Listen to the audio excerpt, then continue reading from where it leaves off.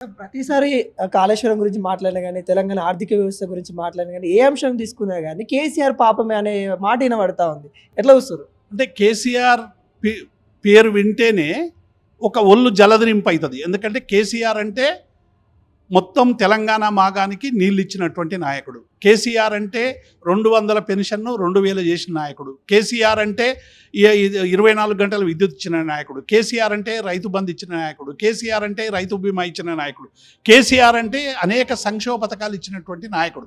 కాబట్టి ఇవాళ కేసీఆర్ పదం అనేటువంటిది ఇవాళ ప్రజల గుండెల్లో ఒక సంక్షేమ పదంగా నిలిచిపోయింది. కాబట్టి ఇవాళ కేసీఆర్ పదం ఉండడం వల్ల మా కాంగ్రెస్ పార్టీకి ముప్పు, అది ఒక విస్ఫోటనంలా రోజు ఎగిరి తంతా ఉంది. మమ్మల్ని కేసీఆర్ అనే పదాన్ని ప్రజలు మరవలేకపోతా ఉన్నారు, సమాజం మరవలేకపోతా ఉన్నది.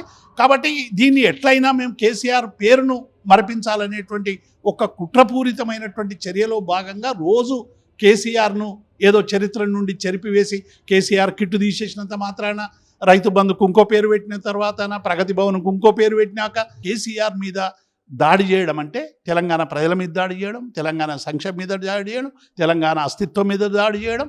కేసీఆర్ అంటేనే తెలంగాణ, తెలంగాణ అంటేనే కేసీఆర్. కేసీఆర్ను 1000 మంది రేవంత్ రెడ్డిలు వచ్చినా, 1,00,000 మంది ఉత్తమ రెడ్డిలు వచ్చినా ఆయన పేరును చెరపలేరనేటువంటి విషయాన్ని మేము స్పష్టం చేస్తాం.